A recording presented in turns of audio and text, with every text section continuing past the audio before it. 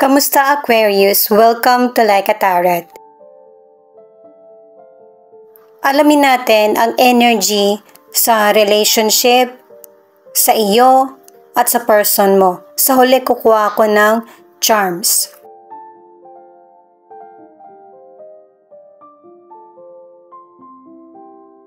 Ang ibig sabihin ng card na ito ay yung buhay mo, ang purpose ay yung pagta-travel. Maybe ang ilan sa inyo, yung person mo or yung isa sa family mo. Kumbaga, magkalayo kayo. Ang ilan sa inyo, ang kapalaran, nasa ibang bansa yung trabaho. Ang ilan naman, yung desisyon. Kumbaga, hindi na pipirme, pabago-bago. Para sa mga bagong viewers, ang reading na ito ay timeless reading, general reading at guide po lamang, kaya hindi po magre-resonate sa lahat. Kunin mo lang yung akma sa sitwasyon mo. At kung kailan mo ito napanood, yon ang start ng 1 week reading para sa iyo. Ikaw na bahala magpalit kung si person mo ito o ikaw. Alamin pa natin yung ibang additional cards para sa relationship.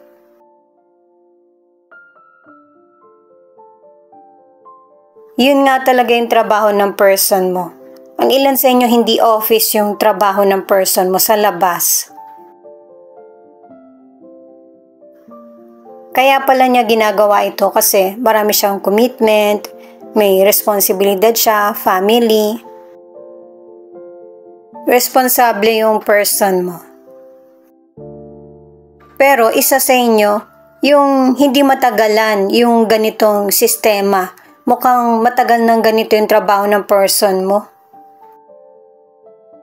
At nakakaramdam ng kalungkutan o kaya naboboard ka na. Kahit na okay naman ang relasyon nyo. At ang advice ay unawain mo yung sitwasyon nyo ng person mo.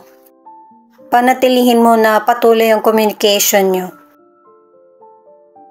Para masasabi mo sa person mo yung mga gusto mong pagbabago sa relasyon nyo. Ang ilan sa inyo may iba pang problems, pero pinagbibigyan mo yung person mo. Gamit naman ang tarot cards, alamin natin yung iba pang detalye.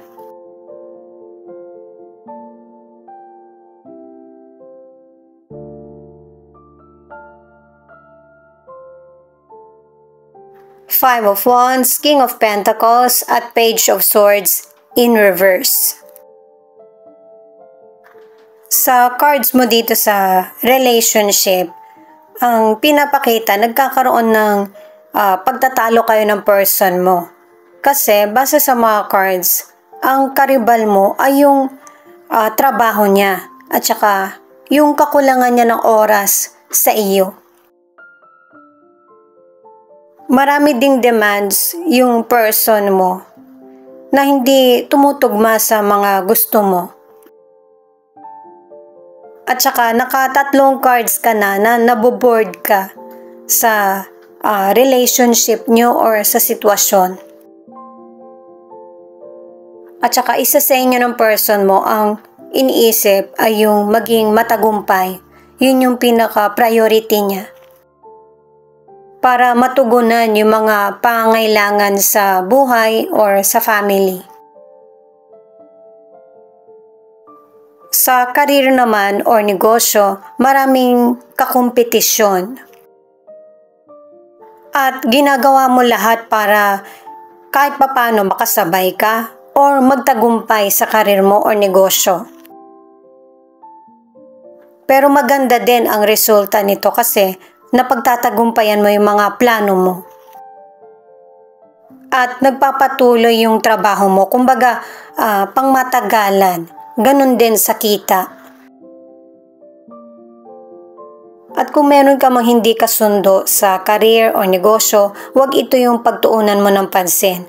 Mas bigyan mo ng pansin yung improvement sa sarili, sa career, at sa negosyo. Kasi ang ilan sa inyo, yung nawawalan ka na ng gana sa trabaho mo, ito yung mas bigyan mo ng pansin. At saka, huwag magmadali sa desisyon. Alamin mo kung ano yung gusto mo talaga na career na para sa iyo. Sa mga single, kung naghahanap ka ng person na makakarelasyon, yung potential person ganun din. Matagal ka na rin niyang hinahanap. Ito yung card mo, flowers. May mga blessings at saka happiness na dumarating sa buhay mo. At ito yung magiging ilan sa paraan para malaman mo kung ano yung life purpose mo. Katulad din nung sinabing naunang card na travel. At saka ibig sabihin nito, mangyayari na kasi, or nangyayari na, kasi nakabukad-kad na yung mga flowers eh. Ituloy ko na sa mga single na yung potential person na makikilala mo ay meron kaya sa buhay or stable na yung pamumuhay niya. Pwede nang magpamilya. Kung meron ka pang nagugustuhan or maraming nagkakagusto sa iyo, kilalanin silang maigi na hindi mo kinikilingan kahit isa sa kanila. Ito na yung additional cards mo na maraming posibilidad na mangyayari sa buhay mo. Kailangan mong sumugal. Kasi yung mga possibilities, ito yung magbibigay sa iyo ng clarity. Maigi na alam mo yung katotohanan para magiging tama yung mga decisions mo. Marami ka pa kasing kakaharapin sa landas na tatahakin mo, mga experience na dapat mo mapagdaanan. At sa bawat journey na tatahakin mo, piliin mo yung kapayapaan at yung mabalanse mo yung isip mo at saka yung emosyon. Para hindi ka nai-stuck sa mga negative situation or person. Sa mga nasa relationship, ituloy ko na guys, na nagkakaroon ng problema ang relasyon nyo kasi isa sa inyo or pareho kayo na nakakaramdam na nagiging bored na yung relasyon ba, nawawala yung spark. Pero isa sa inyo ng person mo ang gumagawa ng paraan na para ma-keep yung relationship. Pwedeng gamitin niya yung physical contact or material para magstay ka lang sa relasyon.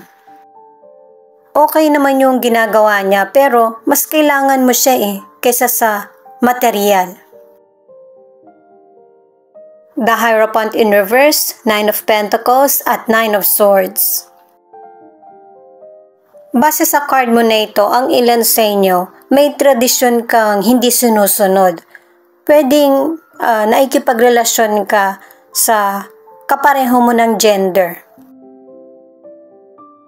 Ang iba naman, ang sistema sa relasyon ay yung lalaki yung nasa bahay, yung babae yung nagtatrabaho. Ang ilan naman sa inyo, nagpalit ka ng relihiyon. Dito sa cards, pinapakita na nakukuha mo yung mga bagay na material, kumbaga nagpapasaya sa iyo, may mga tagumpay din, pero hindi ka happy. At saka ang ilan sa inyo may sitwasyon or katotohanan na hindi mo kayang harapin. Ang pinaka-main na message sa financial dito sa mga cards mo ay yung savings at saka pag-iingat. Kasi kung hindi ka susunod sa kung ano yung tama or ano yung naging tradisyon, may posibilidad na magkamali ka. Kasi ang ilan sa inyo, meron ka ng sapat sa financial. Ang ilan naman sakto. Kumbaga, napupunan yung mga pangangailangan mo. Pero kung nagkaroon ka man ng problema sa financial, masusolusyonan mo ito. Hindi ka na magsasuffer. Pero, baunin mo yung lesson na matututunan mo. Pero kung nasa problema ka pa rin, kailangan mong maging kalma at i-organize, i-manage na tama yung financial mo. Kung kailangan magsimula ka ulit sa simula, kung paano ka naging successful ay gawin mo. Para sa ilang single, nakadalawang cards ka na merong darating na love soon. At nakatatlong cards ka na kilalanin mo ng husto yung potential person kasi paiinlabin ka talaga niya. At pinag-iingat ka na huwag mong ibigay yung 100% mo. Magtira ka ng respeto para sa sarili. Kasi yung tiwala, hindi naman kailangan ibigay yan ng agad-agad. Lalo na kung kakakilala mo pa lang dun sa person. Ito yung card ng person mo. Crystals. Ang ibig sabihin ng card na ito ay naiintindihan na ng person mo kung ano yung nangyayari sa connection or relationship nyo. Nai-a-apply niya na sa sarili niya ang healing. At itong person mo, wala siyang plano na magbalik sa kung ano yung pagkakamali sa nakaraan. Kung sino man yung may kasalanan, walang ganon. Kundi mas gusto niya na mag-move forward sa future. Na puno ng positibo at pag-asa. Ituloy ko na para sa mga nasa relationship na ang ilan sa inyo hindi kayo kasal or pinili nyo hindi magpakasal ng person mo. Maybe hindi nyo rin napag-uusapan. Pero isa sa inyo ang may hangad nito na magkaroon ng legal sa relasyon nyo. Guys, kunin nyo lang yung akma sa sitwasyon nyo at saka ikaw na magpalit kung si person mo ito o ikaw. Dito sa cards ng person mo, may mga sitwasyon or issue sa kanya na hindi niya nasasabi sa iyo. Yun nga talaga, wala kang makuhang sagot sa mga tanong mo sa kanya. Nananatili siyang tahimik sa kung ano yung nangyayari sa kanya, kung ano yung totoong feelings niya. Pero katulad ng lumabas sa card mo na clarity, dito sa card ng person mo, nagkaroon na ng pagkakataon na maipakita niya sa iyo or iparamdam yung totoong feelings. Ang iba, yung person, bigla na lang naglaho.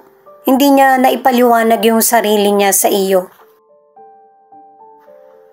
Pero itong person mo, hindi naman siya ganun ka bad na person. Nagkakaroon pa nga ng realization na bakit ito yung ginawa niya sa iyo. Ngayon na lang niya nakikita yung halaga ng bawat sitwasyon na nangyari sa koneksyon nyo or relasyon. At kung hindi man kayo magkabalikan or hindi na maibalik sa dati yung koneksyon nyo, ang gusto pa rin niya ay yung maayos kayong dalawa. Ituloy ko na guys para sa mga nasa relationship, ang ilan sa inyo, maayos naman yung relasyon nyo, nagkakaintindihan kayo. Pero ang ilan sa inyo, meron kang napapansin sa person mo na parang hindi healthy sa relasyon nyo. At saka sa card ng person mo, di ba may mask?